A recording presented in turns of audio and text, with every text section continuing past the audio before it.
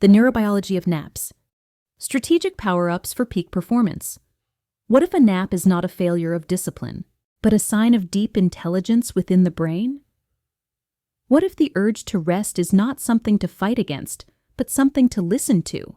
For a long time, modern culture taught us to override fatigue, to push through, to ignore signals, to treat rest as optional.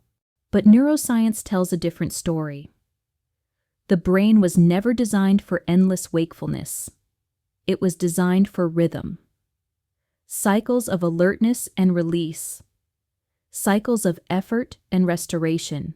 Tonight, we'll explore the neurobiology of naps, not as a shortcut, not as an escape, but as a natural, science-backed way to restore clarity, creativity, and calm.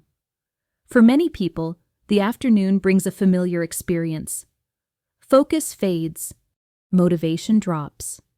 Simple tasks feel heavier. This is often called the afternoon slump, and it is not a lack of willpower. It is biology. As hours of wakefulness pass, a chemical called adenosine builds up in the brain. Adenosine creates sleep pressure.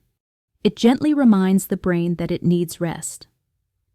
At the same time, our circadian rhythm naturally dips in the early to mid-afternoon. This combination lowers alertness, even if you slept well the night before. The brain is not malfunctioning. It is asking for balance.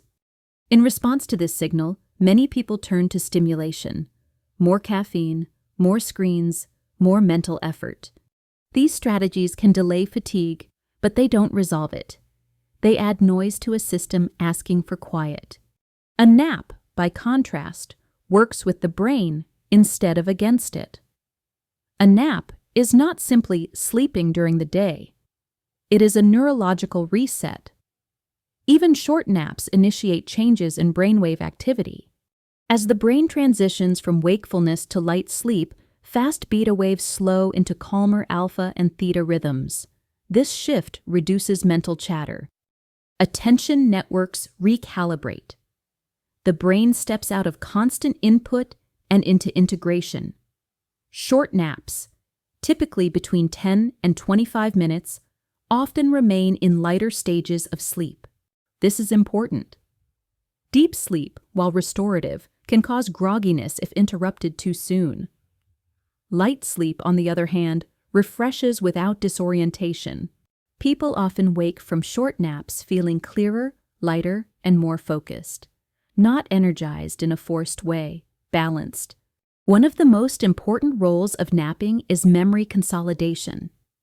Throughout the day, the brain absorbs enormous amounts of information. Conversations, decisions, emotions, sensory details. Without rest, this information competes for attention. During sleep, even brief sleep, the brain sorts and organizes. What matters is strengthened. What doesn't is released. This process frees mental space. That's why, after a nap, thinking often feels smoother, less cluttered. Naps also influence emotional regulation.